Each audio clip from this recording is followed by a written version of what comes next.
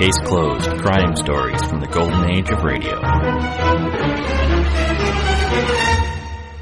This is Case Closed, your weekly hour of old-time radio crime and mystery, which you can find every Wednesday at relicradio.com. Don't forget, while you're there, if you'd like to help support this and all of the Relic Radio shows, visit donate.relicradio.com or click on one of the links on the website. Your support makes all of this happen.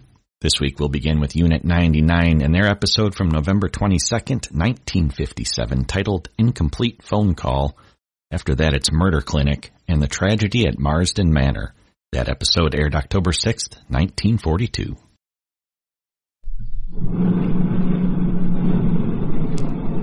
KMA 907, Sacramento Police. Unit 99, are you in the clear? Unit 99 to KMA 907. Unit 99, Sergeant Meredith, 909, in service, on the air. This is Sergeant Dan Meredith of Unit 99 at Headquarters, Police Department, City of Sacramento, California. My detail is to ride in Unit 99, our tape recorder-equipped radio car, and to respond whenever the dispatcher transmits a signal to one of our other units on duty somewhere in the city. At the scene, we make the recordings which we provide for this program. Now, to tell you more about Unit 99, here is our chief, James V. Hicks, Sacramento Police. We have provided Unit 99 of the Sacramento Police Department the tape recorder it carries and the officer in charge, Sergeant Meredith, so that you, who depend on your police for protection, can hear them in action, on duty. And what you hear on this radio program is real. No question about it. The suspects are real. The victims are real. Bear this in mind as you hear these cases. Now to Unit 99 and Sergeant Dan Meredith on duty. Unit 7. Incomplete phone call at code 2. KMA 907. An incomplete phone call.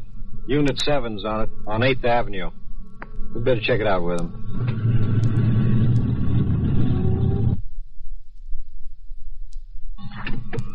Here they are. Let's go. They've gone inside. Hello, Sergeant. This? Oh, this is a family argument. I was getting ready to go to sleep in the car. He was going to sleep in the car. She called us because she claims that he struck her. And she called us, and she doesn't seem to be too agreeable to what No, I certainly don't. I think he should be gotten out of the house. Well, I think these men have a lot more to do. Yes, you certainly, you agree awful good when somebody... family beef.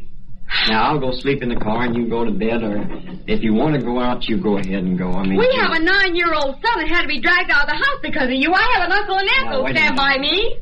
They're spending the night. He's spending the night with them. Yes, I guess he is because of you. No. Who do you think you're trying to kid? Gentlemen, I know you have a lot to do. You two are married, I presume. I hope we are. Oh, I wish I'd never been, but I guess we are. Well, what's this all about, anyway? It's just a family... How long have you been married?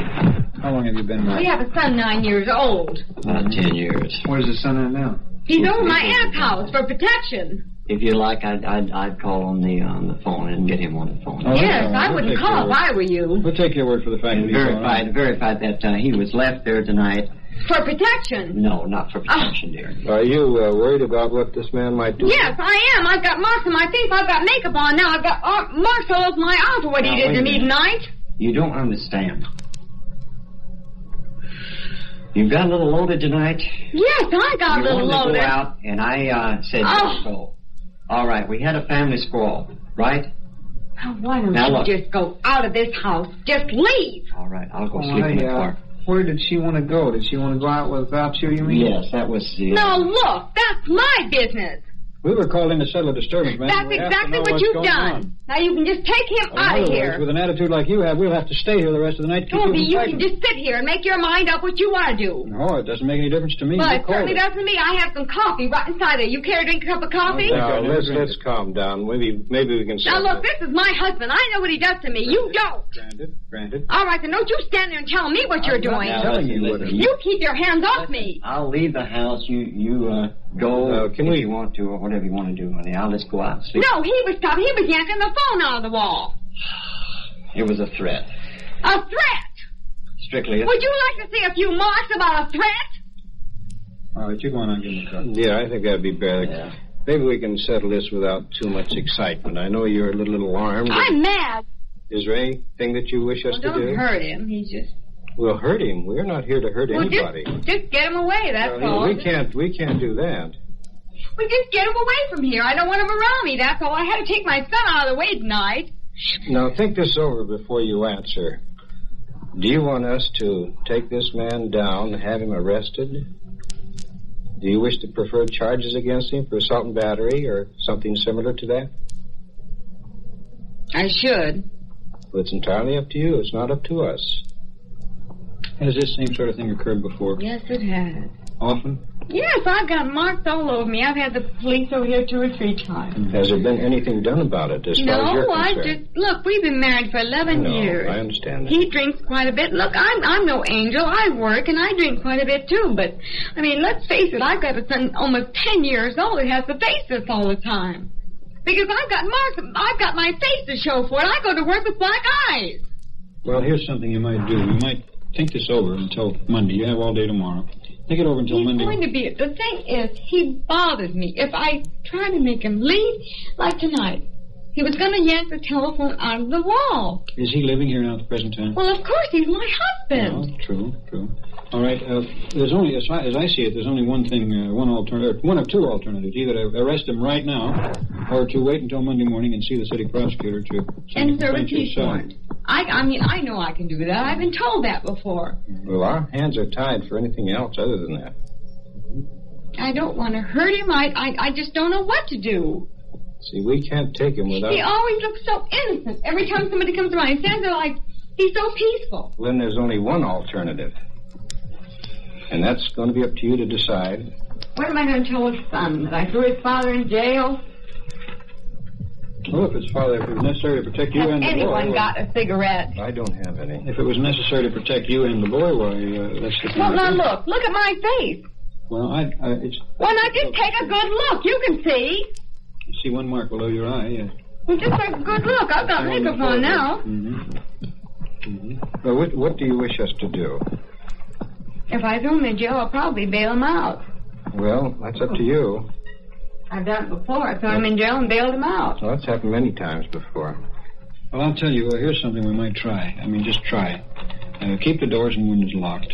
Now, well, listen to what I have to say first. Keep the doors and windows locked. He said he's going to sleep in the car. I don't know whether to believe him or not. I haven't lived with the man. But if he bothers you then, if he attempts to come into the house, then call us again. And then we'll see just how sincere he is about sleeping out there in the car.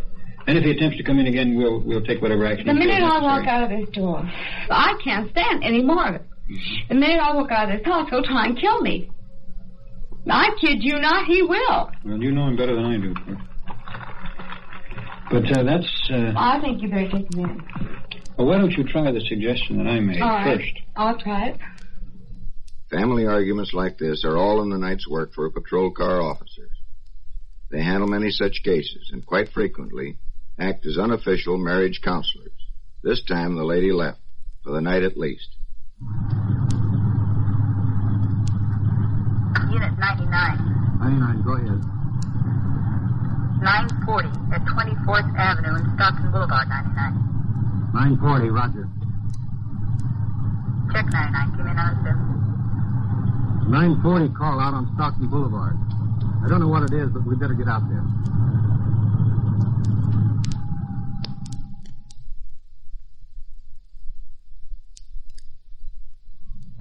We're out on Stockton Boulevard, about 25th Avenue. Detectives Fox and Sergeant Lyons of the Detective Bureau is talking with Officer Lopez. Seem to be having a conference, too, with some citizen over there. Later, if this thing works out, they're going to monitor the phone here tomorrow night. Well, what's the deal out here? Well, this man has received 2 threatening phone calls. He's working in a service station, and the man threatened the safety of his wife unless he left the entire proceeds of the station out in the field alongside the station. And that was 2 nights ago, and then tonight he received another call, and the man told him that he hadn't done what he was told, and he was going to learn better. So naturally the fellow's pretty upset about it all. He has his wife with him tonight, as a matter of fact, because he didn't want to leave her alone. What was the request for, the amount of money? Well, when the phone rang, the first time, which was Monday night, he said, how much you think you're white? And I said, quite a lot, why? And he said, well, listen to me. He said, if you think anything over it all, he said, you better do just as I tell you. And I said, well, what do you want? And there were 6 guys in the station at the time, during truck drivers and all. And I said, well, he said, I want you to take all the money that you got in your pocket and all that you got in a register. And I want you to put it in a sack, and I want you to take it around the side of the building. And I don't know where somebody was going to be at the side of the building. I don't know what. I mean, I didn't wait. By that time, I was so shook up, I thought he had my wife, see? Because there's nobody to leave her with, and I left her home by herself, see? So by that time, I thought he had her, and I had all I could take, see? And I said, wait a minute. I just dropped the phone, and Johnny, the guy that's in there now, picked it up. And he said, hello? And the guy says, I don't want to talk to you. He said, just tell that other guy better do just as I said. And he hung the phone up. So tonight, when I wanted my wife to go to her mother's and stay like off work, well, she wouldn't do it. She wasn't scared. She wasn't going no place. And so we got in a big argument, and I made her go, see? Well, she went, and she come back at a few minutes to 10. She pulled the car up right there, and I walked out. And I said, come on inside and go and get us some coffee. She said, no, I'm going home. I said, I don't want you to go home now. I said, I don't want to take a chance. I'll be worried to death till I get home. And she says, well, I'm going. And I insisted she didn't take the car, and that was it. So she didn't go. She sat here and waited. Mad. At 5 minutes to 12, the phone rang again. I picked the phone up, and I just knew it was him when I picked it up. The guy said, hey, young fella, why didn't you do like I told you the other night? And I said, wait a minute. And I was going to try to keep him on the line, see, because I had another phone there. I got 2 phones, see. And I said, wait a minute. When I said that, he said, you're going to learn better. And he just slammed the phone down. By that time, I called the police. That was this evening, about an hour ago. Yeah, 5 minutes to 12. Well, I'm scared to death of walking in my yard. Either way I go, I got blind corners to go in. Well, you don't have any idea. I guess if you did, you would tell us who it might be. I ain't never been in no trouble. I ain't never had a fight. I've been in Sacramento 6 years. I worked at one place over 4 years. I've been here 5 months. I've lived over here 3 months. And I ain't never, as far as I know, I ain't got an enemy in the world. Nobody. Well, Lopes, if you hear of anything, give us a buzz on it. They're going to watch the station, and they're also going to watch his home, which is in the same district. Well, if there are any developments, give us a buzz. We'll call you, yeah. Although this case looked serious on the surface, there was no further threatening calls. It was apparently a case of a crank or a jokester. Units 25 and 28. 901 at 42nd Street and 14th Avenue. KMA 907. An accident at 42nd and 14th Avenue. Traffic units 25 and 28 got the call. We're going down 14th Avenue right now, just about 3 blocks away. Let's go down and see if we can help out.